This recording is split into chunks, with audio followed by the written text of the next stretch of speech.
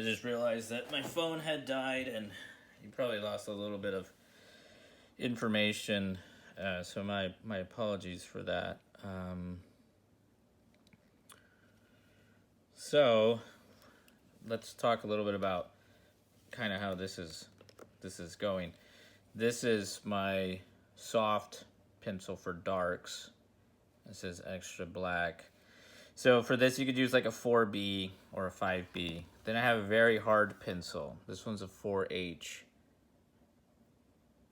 And then I have a regular HB. You can use a 2B if you want. But here's the strategy. I use the paper towel for softening tones. Let me fix this.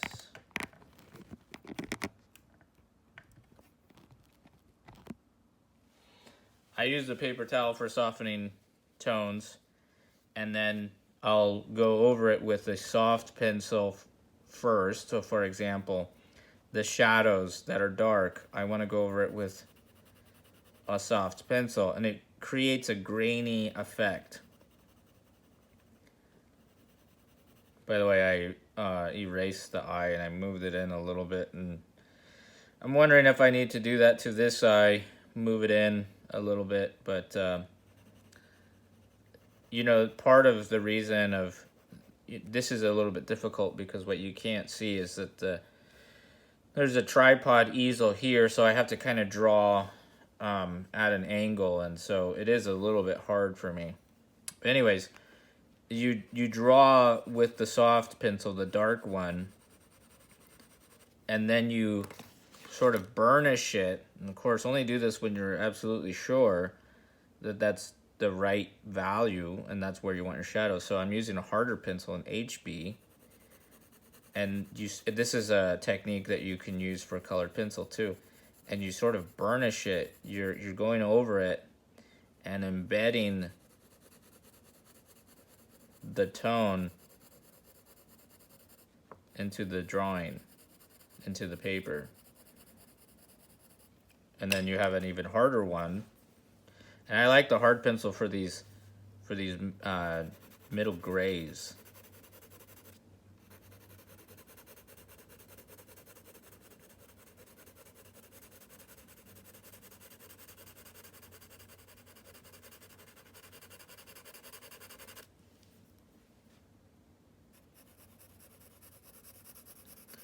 And so the effect of, I still use a kind of like sewing machine effect where I kind of, it's a controlled scribble more or less. It's based off of hatching where you normally do something like this, but instead I'm doing this, right? But I want my grouping to be really tight instead of being separate. So if you keep it tight, right, then you have this, and you want to make sure you have even pressure. And then you can go up, or you can go back down, and then back up. Okay, so that's essentially how I'm approaching the shading and sort of deciding how much pressure to put down. So this harder pencil does have some limitations to just how dark you can get an effect. So it's not for every location. It won't get anywhere near this dark. But again, so do I think that the likeness is 100%? No.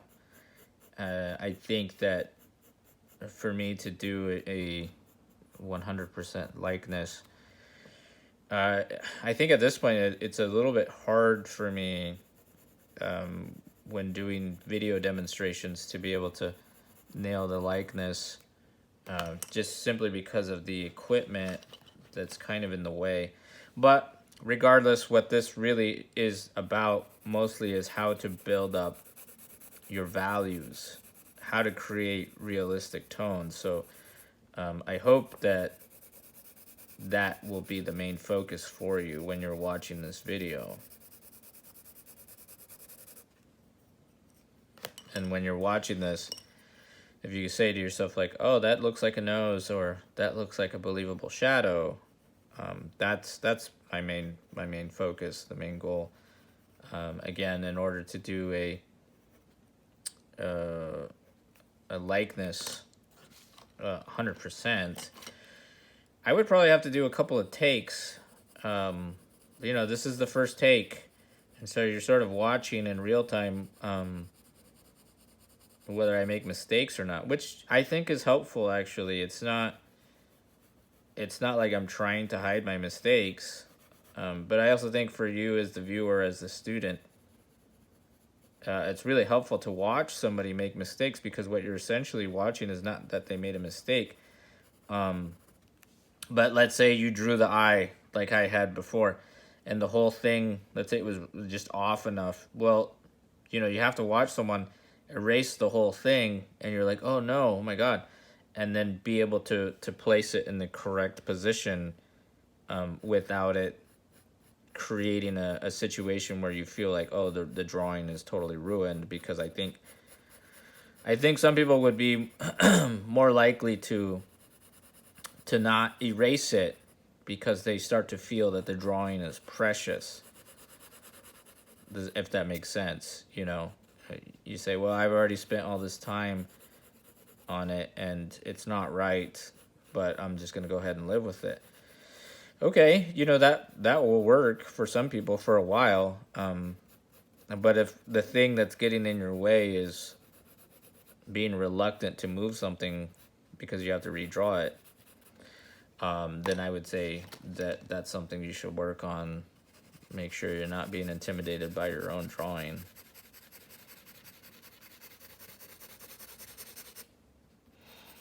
So as you can see at this point, I'm kind of a little bit all over the place. Oops, that was too dark. And you can be much more organized. The reason I'm kind of all over the place is because I don't want to get too carried away with one area to be overworked. I want to see this whole thing get built up, at least relatively.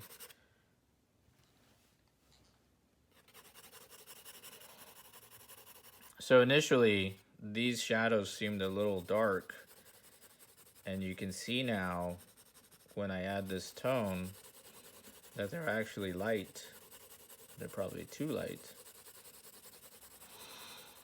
So I do want to say that when you're using your blending tool, I didn't use the stump tool, but the stump tool really is no different than, it becomes a substitute.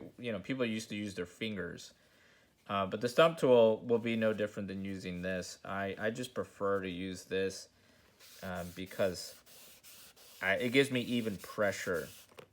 The problem with the stump tool that I experience is that only one end of it will become, like, you'll have some areas where it's way darker than other areas, and sometimes you'll have like uneven distribution of your tones.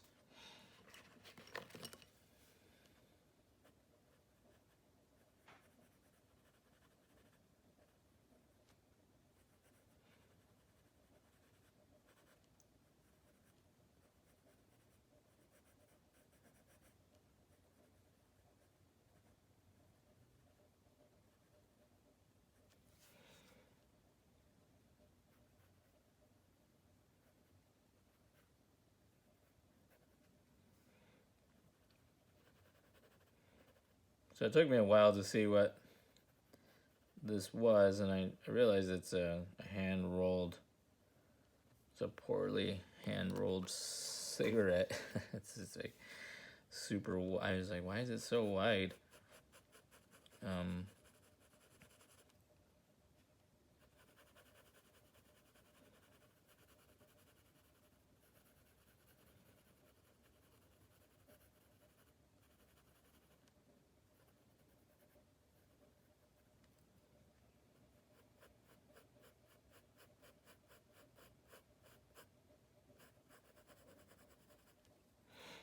So you can see how gray that is. I'm going in with my middle pencil, not the darkest, but the second darkest. So essentially I'm trying to work with 3 values of pencil, or 3 hardnesses: soft, a medium, and a hard. And so you'll have to figure out how much pressure is necessary. And I do alternate between holding the pencil this way and holding it this way. If I want the areas to be I want them to be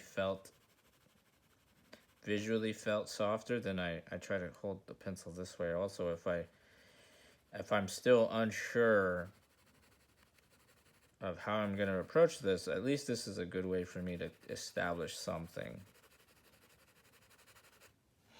And then when I'm more sure about a value or a passage, then I go ahead and hold the pencil this way.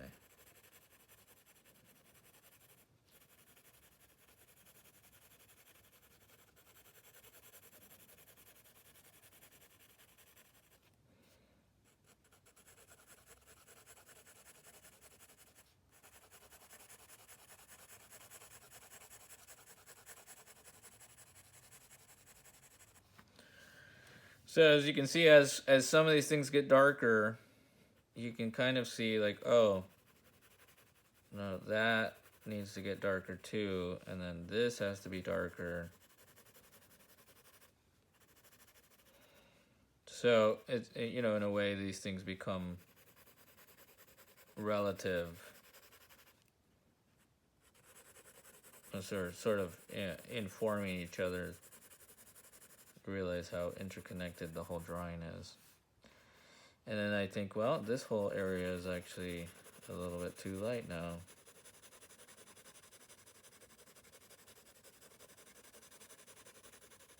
Eventually you might get to a point where, you know, a thing gets too shiny because you're using graphite, and but hopefully there isn't a glare on the video.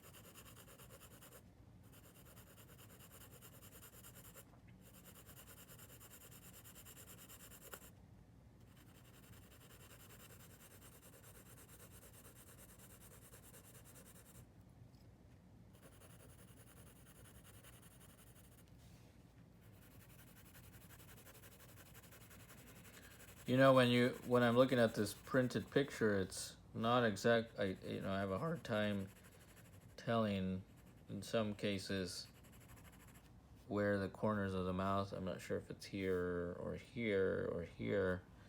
So, you know, some of this is a little bit of guesswork, and if it doesn't look right, I guess you can just take it out.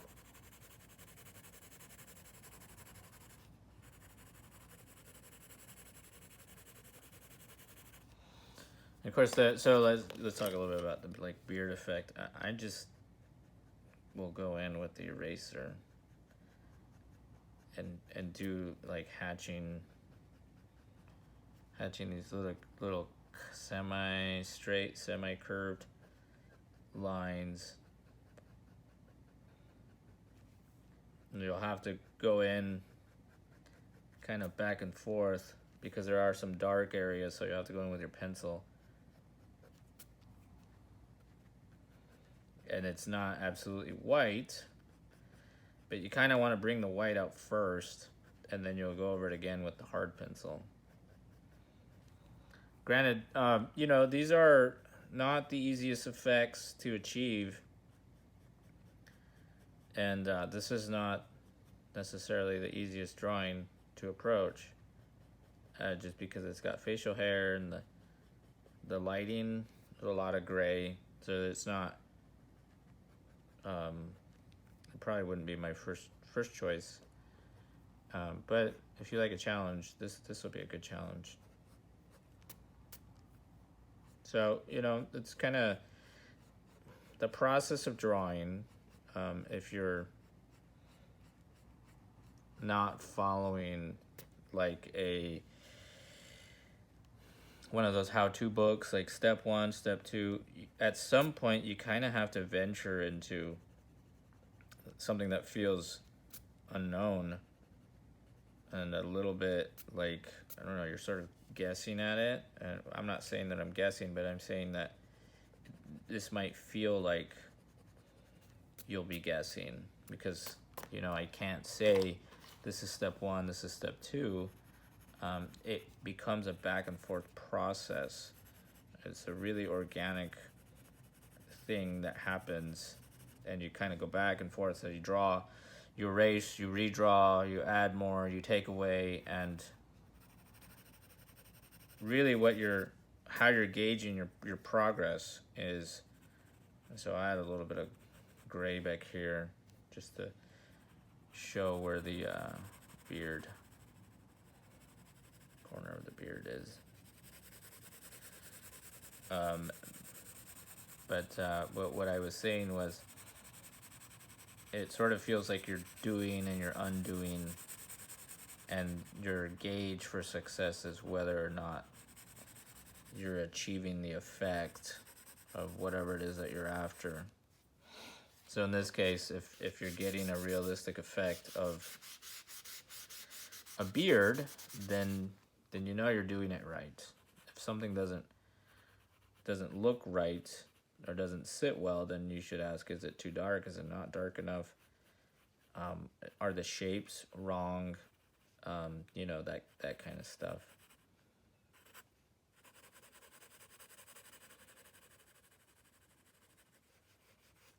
So the way that I would approach wrinkle is I would look at this shape here that looks like a little ribbon, and I would shade that specific shape and do the same thing for every area. So now I move on to here. And what I'm looking at is the shape, and then how dark that shape is in comparison to what I have. And then there's a little light right there, because that's where that wrinkle is.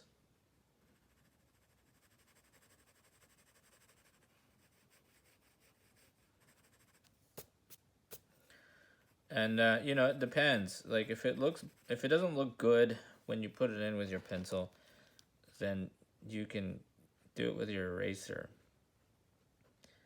And if it looks too strong, then you kind of knock it down, and then you go back, because what happens is you disrupt some of those areas where it was a little bit dark and it was correct. So then the combination of those two things, or however many things you have to do, is how you approach these things.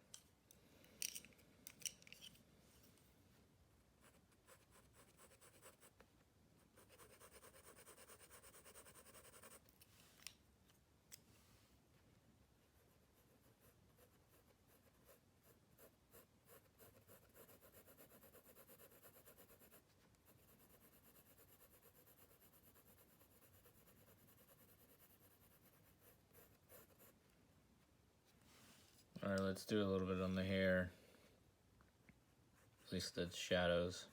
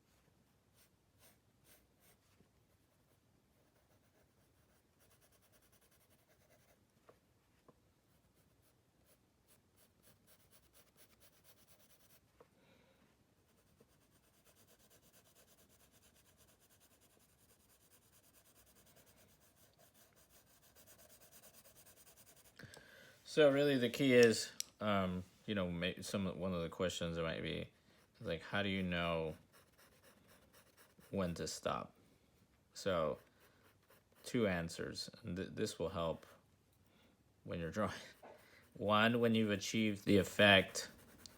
Two, when you've achieved the value, the correct darkness for it.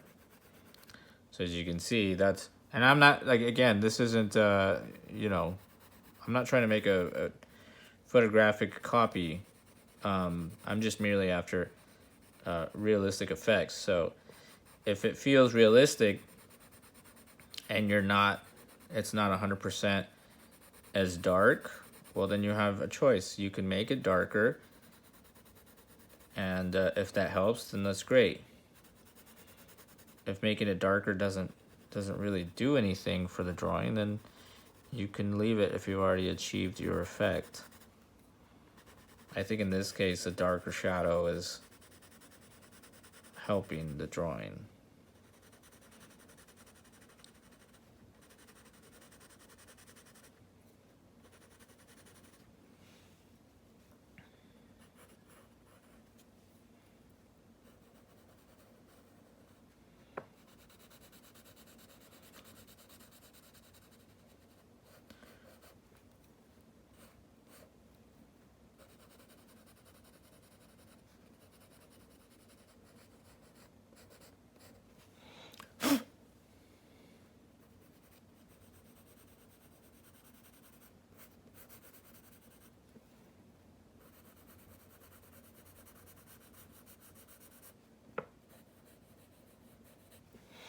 One time I attempted a drawing of my dad, my father. It was about maybe a little bit bigger than this, but the entire drawing was about 4 feet by 5 feet. And I would say that the drawing on the head took me close to 80 hours or something like that. And you know, you can get carried away, you can get lost in trying to make it perfect, and that is not the kind of artist that I am. So, you know, there's probably other people that you could follow, Instagram or YouTube or whatever. I'm interested in a likeness, no doubt, but the likelihood of achieving a likeness 100% of the time, I would say, is probably less than 10%. And the people who you see probably achieving a likeness or a very close likeness are extremely well practiced people who that's probably what they do all the time. They don't have regular jobs and other jobs that they have to do. So I'm not making excuses for myself or anything like that, but I am saying that the margin of error when doing hand done, and this is what I consider hand done portraits, is really high. There's a big margin of error, meaning to me what's important is the process, what I learned from this, and the time spent putting in the effort. Because I don't necessarily want to draw like a machine, but I do want to improve my ability to see relationships in drawing, like shadow shapes and stuff like that. So these kinds of challenges are good. And whether or not it looks exactly like the person actually is not the most important thing for me. Portraiture is not something that I seek out a lot, like portraiture as a, I guess I should say like portraiture as like a means to define my art. I'm more interested in like the human figure overall. I think this ear's too high. So I'm interested in the bigger picture of art. Like if there's something interesting besides the person's face, etc., etc. So I guess what I'm trying to explain is, you know, although I am teaching you portraiture, that this is a learning exercise for me. If this was my piece, I would probably do something to alter the photo in the process of drawing him, just because to me that would seem more interesting. I don't know if that makes sense, but I guess what I'm getting at is whatever your goals are, you know, you have to sort of augment the information that I provide you. If you're interested in being a portrait artist and I'm not able to carry you to the full extent, then it would be to your benefit to find somebody or find information that you could augment from what I'm teaching you or from what you're watching that would take you to that. Because, you know, if you were thinking of this in terms of music, if I was much more interested in jazz or improvisation, then that's what you would get from me. But if you were more interested in, like, say, replicating a sound or being a technical player or whatever, then you would have to go to a studio musician, if that makes sense. That's kind of the analogy that I'm trying to make. I'm not a studio musician. So anyway, that being said, I just wanted to throw that in. Again, it's not like I'm trying to make excuses. I'm just trying to temper expectations. I think when you're looking at this, try to insert yourself and insert your expectations, and whatever works, take that, and whatever doesn't work, try to figure out how you can achieve or attain the information that isn't present in this demonstration.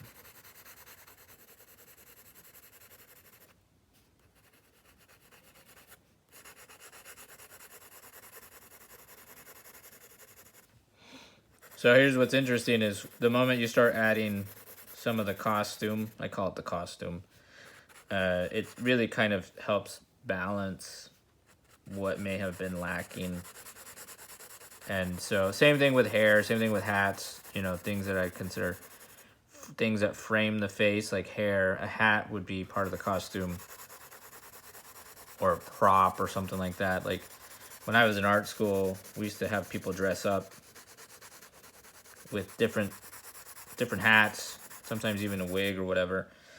And then you got to play around with how that affects the balance or the look or the feel of the whole drawing.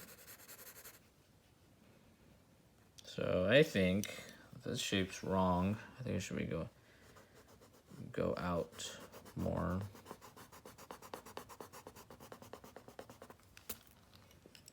I think this shadow shape should be like that.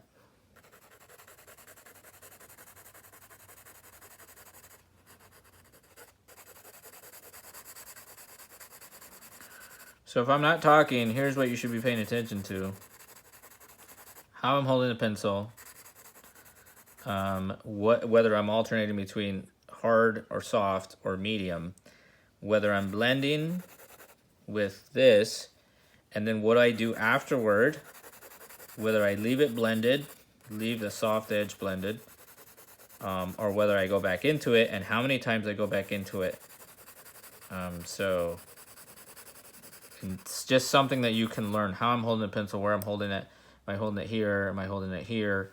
And so if there's a good chance that I'll speed up part of this because, you know, otherwise this video will be very long.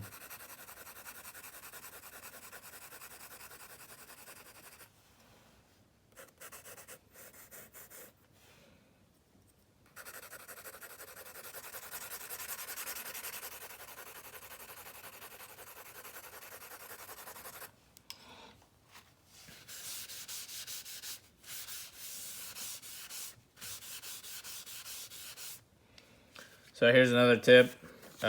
Once it starts to get to the point where you're getting kind of messy, here's the old one that I drew on, is take a piece of paper and fold it, and then use this to rest your hand on so that you're not smudging. As you can see, I probably got some on my fingers.